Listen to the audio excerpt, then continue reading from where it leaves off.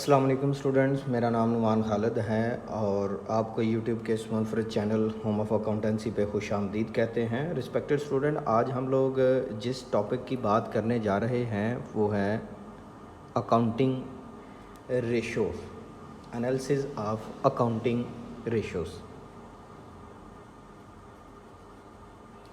Analysis of accounting ratios. Respected student, ये हमारे पास जो बीकॉम पार्ट 2 की अकाउंटिंग है उसका एक चैप्टर है जिसको हम लोग चैप्टर नंबर 5 के तौर पर जानते हैं। इसके अलावा जब कभी कोई टेस्ट हो तो कॉमर्स से मुतल्लिक़ तो उसमें रेशो से मुतल्लिक़ क्वेश्चन लाजमी पूछा जाता है। सबसे पहले तो हम लोग बात करते हैं रेशोज़ की कि रेशो कहते किसको हैं। इससे पहले कि हम लोग डिस्कशन का आगाज़ करें, जो व्यूअर्स चैनल पे नए हैं उनसे गुजारिश है कि आप चैनल को सब्सक्राइब कर दें, नोटिफिकेशन का साइन प्रेस कर दें ताकि आपको आने वाले हर नए लेक्चर की बर वक्त इत्तला मौसूल होती रहे। रेशो, जो रेशो है ये बेसिकली न्यूमेरिकल रिलेशनशिप है बिटवीन टू वेरिएबल्स, और ये वेरिएबल्स जो है वो एक दूसरे के साथ कनेक्टेड होते हैं। Numerical relationship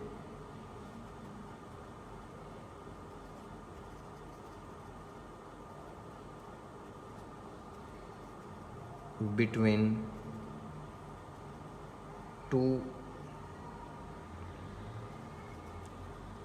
related variables is called ratio. अब बात करते हैं कि अकाउंटिंग रेशो किसको कहते हैं। चलिए जी, ये रेशो तो हो गया कि दो वेरिएबल का कंपैरिजन है। अकाउंटिंग रेशो या फाइनेंशियल रेशो, ये किसको हम लोग नाम देते हैं?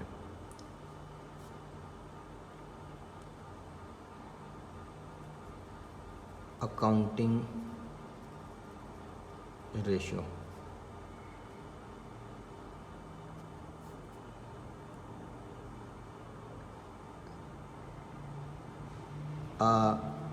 A relationship of two or more than two elements from the financial statement is called accounting ratio. Basic financial statement के बारे में तो हम लोग जानते हैं, इनकम समरी और उसके साथ साथ बैलेंस शीट। कुछ सपोर्टिंग फाइनेंशियल रेशोज़ भी उसमें, स्टेटमेंट्स भी उसमें आती हैं। अच्छा जी, अकाउंटिंग रेशो का ऑब्जेक्टिव क्या होता है? To more fully understand the financial माली information मालूमात presented in financial statement is called, ये कहलाता है अकाउंटिंग रेशो। अब आप ऐसे समझ सकते हैं कि वो वाले रिलेशनशिप जिसका मकसद फाइनेंशियल स्टेटमेंट की जो इन्फॉर्मेशन है उसको बेटरफुली एक्सप्लेन किया जाए, ऐसे रिलेशन को हम लोग अकाउंटिंग रेशो भी कह सकते हैं। नॉर्मली तौर पर हम लोग अकाउंटिंग रेशो जो हैं वो दो ऑब्जेक्टिव के लिए यूज़ करते हैं। First one,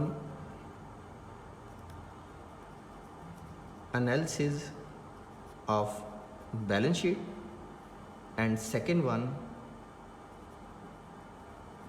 analysis of operating profit। Balance sheet को एनालाइज करने के लिए और उसके साथ साथ ऑपरेटिंग प्रॉफिट को एनालाइज करने के लिए कि हमारे पास ऑपरेटिंग प्रॉफिट की फ़िगर क्या है। हम लोग जब बिज़नेस स्टडीज़ में डिस्कस करते हैं इन रेशियोज़ को, तो हम उसको बुनियादी तौर पर 4 हिस्सों में डिस्ट्रीब्यूट कर देते हैं। वैसे तो जो क्लासिफिकेशन है अकाउंटिंग रेशियो की, उसकी 3 बेसिस हैं क्लासिफिकेशन की।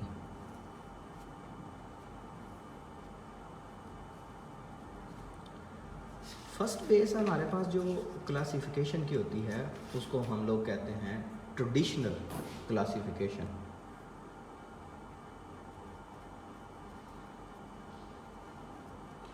दूसरे को हम लोग नाम देते हैं फंक्शनल,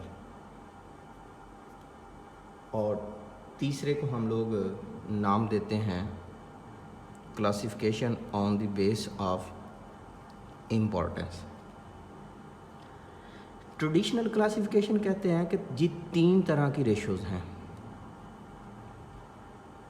पहले को हम लोग नाम देते हैं बैलेंस शीट रेशो या फिर पोजीशन स्टेटमेंट रेशोज़। दूसरे को हम लोग नाम देते हैं प्रॉफिट एंड लॉस रेशो या इनकम समरी रेशो, और तीसरे को हम कहते हैं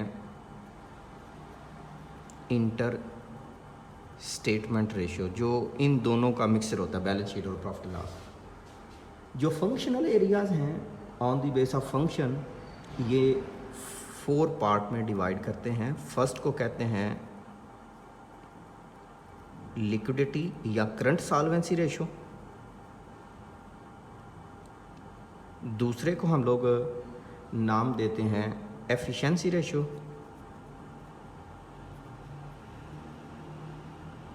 जो फर्दर 2 हिस्सों में डिवाइड हो जाएगा। एक हिस्से को कहेंगे एसेट या टर्नओवर, और दूसरे हिस्से को हम लोग नाम देंगे प्रॉफिट एफिशिएंसी रेशो। तीसरी जो बेसिस है वो है सॉल्वेंसी रेशो। ये लॉन्ग टर्म सॉल्वेंसी है। ये जो लिक्विडिटी है ये करंट सॉल्वेंसी है। फोर्थ एलिमेंट हमारे पास आता है रिटर्न ऑन इन्वेस्टमेंट रेशो, और तीसरा जो बेसिस है डिस्ट्रीब्यूशन का वो इम्पोर्टेंस 2 तरह की। एक है जी प्राइमरी और एक है जी सेकेंडरी। अच्छा जी रिस्पेक्टेड स्टूडेंट, अब हम इनको 1 बाय 1 डिस्कस करते हैं कि हमारे पास लिक्विडिटी रेशोज़ कौन सी हैं। हमने बेसिकली इस चीज़ को डिस्कस करना है। फंक्शनल बेसिस में से पहला एलिमेंट है लिक्विडिटी रेशो।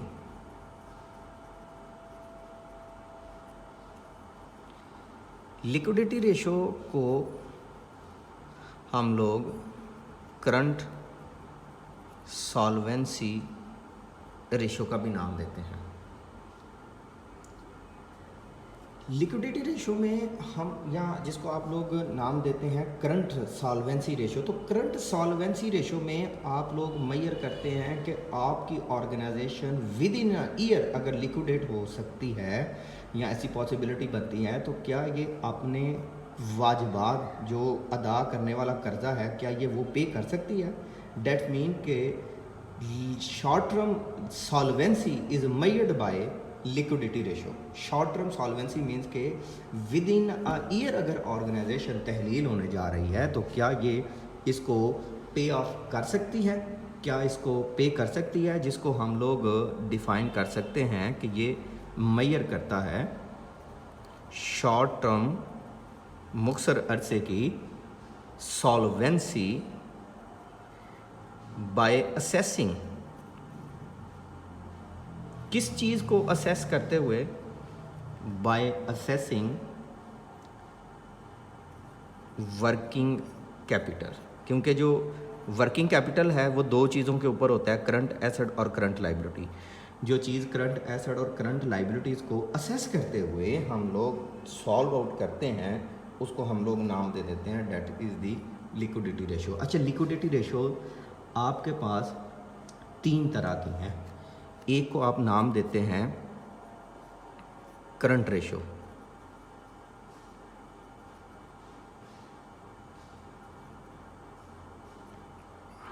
फार्मूला है current assets divided by current liability.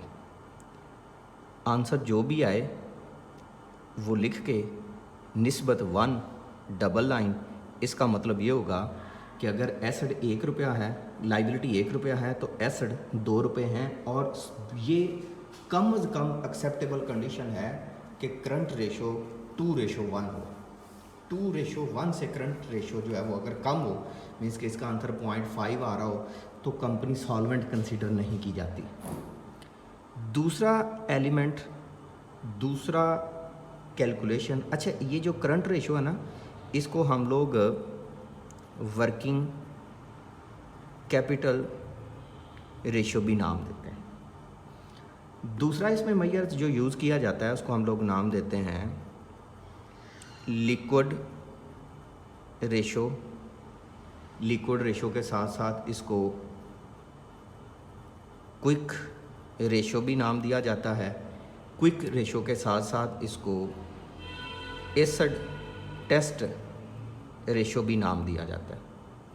इसमें फार्मूला यूज़ किया जाता है liquid acid divided by current liability. और लिक्विड एसिड कैसे आएंगे? अगर आप करंट एसिड में से स्टॉक और प्रीपेड एक्सपेंसेस को माइनस कर दें। इसके बिहाइंड लॉजिक क्या है? इसके बिहाइंड लॉजिक बच्चों ये है कि अगर स्टॉक की बात करें, ये तो पहले सेल होगा तो डेटर बनेंगे, कैश नहीं आएगा। अगर कैश नहीं आए तो फिर हम उसको लिक्विड नहीं कह सकते। सेम इसी तरह प्रीपेड एक्सपेंसेस, आपने वक्त से पहले जो एक्सपेंस अदा किए होते हैं, तो जो वक्त से पहले आपने एक्सपेंस अदा किए होते हैं, इसके बदले में आपको कुछ भी वसूल नहीं होता, सिर्फ सर्विसेज वसूल होती हैं। तो अगर कैश वसूल नहीं होता तो फिर इसको भी आप लिक्विड एसिड नहीं कह सकते। सो जब भी लिक्विड एसिड फाइंड करना है तो current acid minus stock minus prepaid expense. Liquid ratio का जो आंसर आएगा वो कम से कम 1:1 के तौर पर होना चाहिए। अच्छा जी, अब बात आती है थर्ड ऑप्शन की। लिक्विडिटी रेशो में एक करंट रेशो, दूसरा नाम वर्किंग कैपिटल। लिक्विडिटी रेशो में लिक्विड रेशो, क्विक रेशो या फिर एसेट टेस्ट रेशो। अच्छा जी, थर्ड इसमें पॉइंट जो आता है उसको हम लोग, थर्ड रेशो जो कैलकुलेट करते हैं उसको कहते हैं हम लोग absolute liquid ratio. Absolute liquid ratio में हम लोग लिख देते हैं जी cash plus bank plus marketable securities, और इसको हम लोग डिवाइड कर देते हैं करंट लाइबिलिटी पे। इसका मिनिमम एक्सेप्टेबल आंसर 0.5 है। करंट रेशो हो तो 2/1, 2 से जितना हाई हो वो ज़्यादा फेवरेबल है। लिक्विड हो तो 1:1, 1 से जितना हाई हो फेवरेबल है, जितना डाउन हो अनफेवरेबल है। एब्सोल्यूट लिक्विड रेशो 0.5, जितना ज़्यादा हो 0.5 से फेवरेबल, जितना कम हो वो अनफेवरेबल। अब हम बात करते हैं बी पॉइंट की। अब हम बात करते हैं सेकंड पॉइंट की। हम बात करते हैं सेकंड, यहाँ से ये मैंने पहले लिक्विडिटी रेशो को सॉल्व किया, अब मैं सॉल्व करने लगा हूँ एफिशिएंसी रेशो।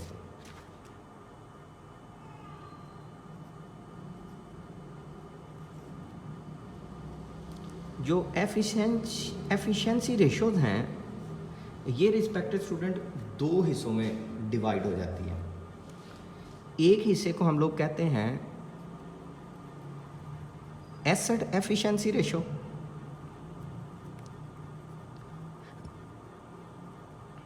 इनको हम लोग एक्टिविटी रेशो का भी नाम देते हैं, इनको हम लोग टर्न ओवर रेशो का भी नाम देते हैं, इनको हम लोग यूटिलाइजेशन रेशो का भी नाम देते हैं।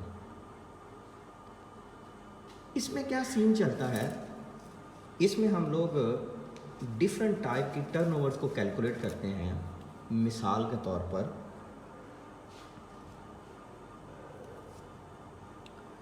एक इसमें पॉइंट आता है डेब्टर या फिर अकाउंट रिसीवेबल टर्नओवर रेशो। इसका फार्मूला आपके पास होता है net credit cell divided by average trade debtors. और एवरेज ट्रेड डेब्टर में सिर्फ डेब्टर शामिल नहीं होंगे, डेब्टर भी और बिल रिसीवेबल भी। अच्छा जी, ये जो हमारे पास ये हम लोगों ने डेब्टर या अकाउंट रिसीवेबल रेशो सॉल्व की है, या ये जो हम लोग एक्टिविटी रेशो, इसका बेसिकली ऑब्जेक्टिव क्या होता है? इसका मकसद होता है कि हम लोग मेजरमेंट कर सकें एफिशिएंसी इन एसेट मैनेजमेंट, क्या हम एसेट मैनेजमेंट की एफिशिएंसी को असेस कर सकें।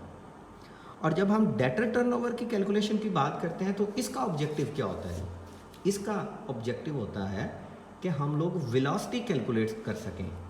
ये बेसिकली इंडिकेट करता है, indicate the velocity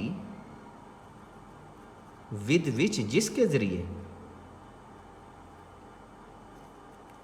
stock is sold या फिर रिप्लेस। इसके साथ एक लिंक एलिमेंट भी होता है, उसको हम लोग नाम देते हैं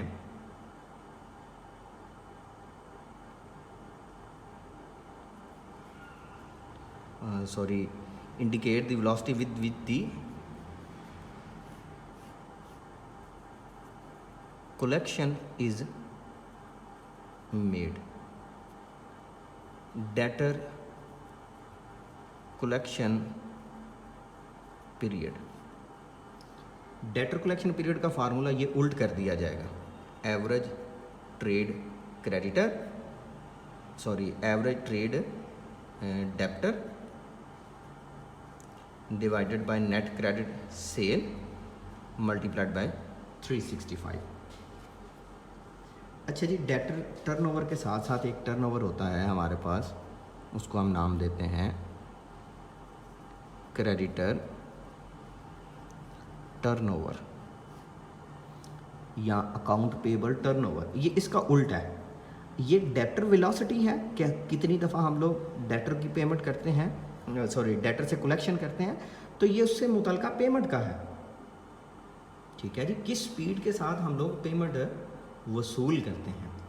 इसमें क्रेडिटर या अकाउंट पेबल टर्नओवर रेशो जो है, इसका फार्मूला होगा net credit purchase divided by average trade creditor. और जब हम लोग क्रेडिटर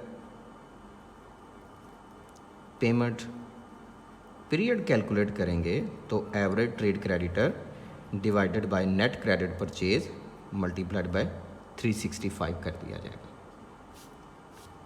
इसके अलावा हमारे पास स्टॉक टर्नओवर भी आता है। स्टॉक टर्नओवर का मतलब ये होता है कि हमारी सेल का कितने टाइम, हाउ मैनी टाइम्स जो है वो स्टॉक है, हम स्टॉक को कितने टाइम सेल कर सकते हैं। इसमें हम लोग जो फार्मूला यूज़ करते हैं हम उसको नाम देते हैं इन्वेंट्री टर्नओवर रेशो या इसको स्टॉक टर्नओवर रेशो का भी नाम दिया जाता है। इसमें आप फार्मूला यूज़ करेंगे cost of goods sold divided by average stock. अगर क्वेश्चन में कास्ट ऑफ गुड्स सोल्ड नहीं तो आप वहाँ पे सेल यूज़ कर सकते हैं। इसके साथ साथ आपके पास इन्वेंट्री कन्वर्जन पीरियड एक फार्मूला रिक्वायर्ड करता है।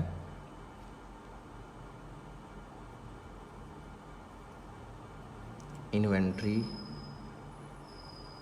Conversion period average stock divided by CGS और मल्टीप्लाइड बाय 365। अच्छा जी बच्चों, इसके अलावा कोई भी आपके पास टर्नओवर आए, जैसा कि वर्किंग कैपिटल टर्नओवर एक आ सकता है पॉइंट, तो जो भी टर्नओवर आए डेटर और क्रेडिटर के अलावा,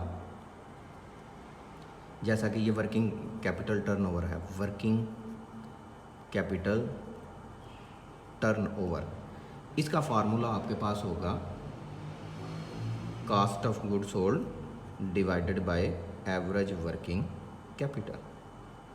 जो भी चीज़ टर्नओवर में फाइंड की हो वो नीचे एवरेज में और ऊपर कास्ट ऑफ गुड्स सोल्ड। अच्छा जी बच्चों, फिर हम बात करते हैं नेक्स्ट एलिमेंट की। अच्छा जी, नेक्स्ट वो हमसे क्या रिक्वायर्ड करता है, नेक्स्ट वो जो हम लोग यूज़ कर रहे थे एफिशिएंसी रेशो, उसका सेकंड एस्पेक्ट है जिसमें हम लोग एफिशिएंसी मेजर करते हैं through profitability ratios. Profitability ratio में आपके पास डिफरेंट रेशोज़ हो सकती हैं, जैसा कि ग्रॉस प्रॉफिट रेशो, जैसा कि नेट प्रॉफिट रेशो, जैसा कि ऑपरेटिंग प्रॉफिट रेशो, जैसा कि ऑपरेटिंग रेशो, जैसा कि एक्सपेंस रेशो। अच्छा जी, अब हम ग्रॉस प्रॉफिट रेशो की बात करते हैं। ये फार्मूला होगा gross profit divided by sale multiplied by 100 और आंसर परसेंटेज में। Net profit ratio net profit divided by sale multiplied by 100 answer percentage में। Operating profit ratio operating profit divided by sale multiplied by 100 answer percentage में। अगर operating ratio सिर्फ आ जाए तो operating expense plus cost of goods sold divided by sale multiplied by 100। Expense ratio कोई एक expense, जैसा कि सैलरीज एक्सपेंस है, divided by sale multiplied by 100। In other word profitability ratio जब भी आएगी तो उसका डिनोमिनेटर सेल ही होगा और नॉमिनेटर वो डिजिट हो जाएगा जिसको हम लोग कैलकुलेट करना चाह रहे हैं। अच्छा जी, ये हो जाएगी यूटिलाइजेशन में से प्रॉफिटेबिलिटी रेशो। अब हम बात करते हैं सॉल्वेंसी रेशो। अब हम बात करते हैं थर्ड ऑप्शन की, सॉल्वेंसी रेशो। सॉल्वेंसी रेशो जो है ये बुनियादी तौर पर लॉन्ग टर्म सॉल्वेंसी को मेजर करती है कि अगर हम 10 या 15 सालों के लिए प्रॉफिटेबिलिटी को या ऑर्गेनाइजेशन की हेल्थ को इवेलुएट कर रहे हैं तो क्या ये लॉन्ग टर्म में सॉल्वेंट है, क्या ये लंबे अरसे में अपनी ऑर्गेनाइजेशन जो है वो अपने क्रेडिटर को पेमेंट कर सकती है या नहीं कर सकती। तो इसको हम लोग नाम देते हैं बेसिकली सॉल्वेंसी रेशो। बाज़ औक़ात हम इसको लीवरेज रेशोज़ का भी नाम देते हैं। अच्छा जी, जब हम लोग सॉल्वेंसी रेशोज़ कैलकुलेट कर रहे होते हैं तो इसमें एक रेशो हमारे पास आती है डेट टू इक्विटी रेशो। कर्ज़ा हमारा कितना है और हमारी ऑर्गेनाइजेशन के अपने पैसे कितने हैं। इसका फार्मूला होता है जी long term debt divided by equity. Alternative formula होता है एक्सटर्नल इक्विटी, जो बाहर के लोगों को जितने पैसे देने हैं, डिवाइडेड बाय इंटरनल इक्विटी। बाज़-औक़ात इसको एक और तरीके से फाइंड किया जाता है, उसको हम लोग नाम देते हैं long term loan divided by long term fund.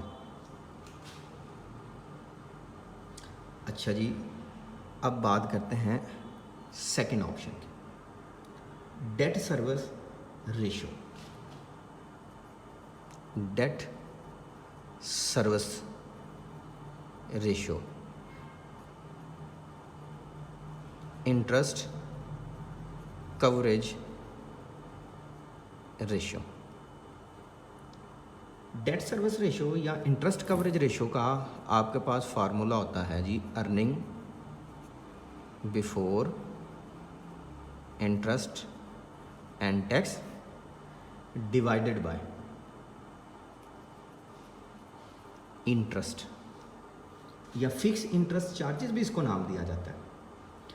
इसमें इवैल्यूएशन होती है कि क्या ये कंपनी अगर लंबे अरसे के लिए कर्जा ले ले तो ये लोन रिटर्न भी कर सकती है या नहीं कर सकती।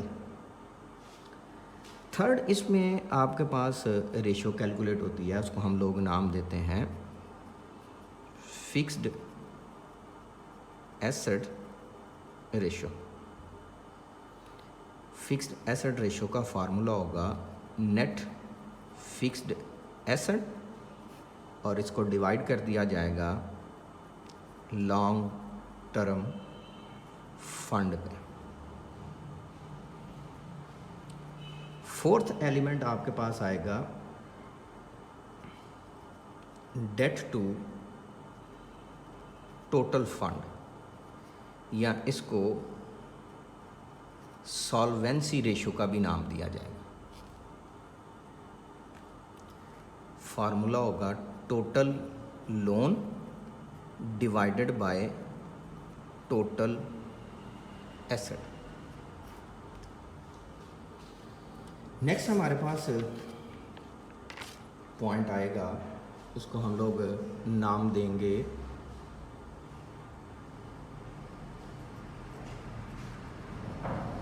रिजर्व टू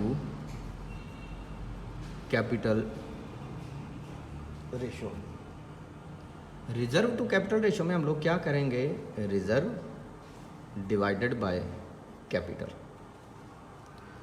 फिफ्थ पॉइंट के बाद सिक्स पॉइंट, उसको हम लोग नाम दे देंगे कैपिटल गियरिंग रेशो।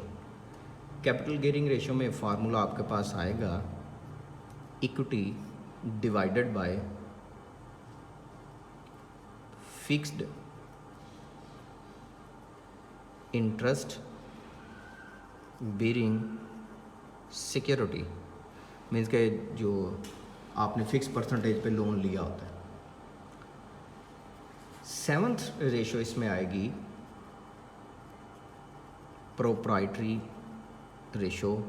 फार्मूला आपके पास हो जाएगा proprietor fund divided by total asset. E point आपके पास आएगा जी, या जिसको आप लोग लास्ट पॉइंट नाम देते थे, फोर्थ पॉइंट नाम देते थे, वो है return on investment. Return on investment में एक आप फार्मूला सॉल्व करेंगे, उसको आप लोग नाम देते हैं रिटर्न ऑन कैपिटल एम्प्लॉयड।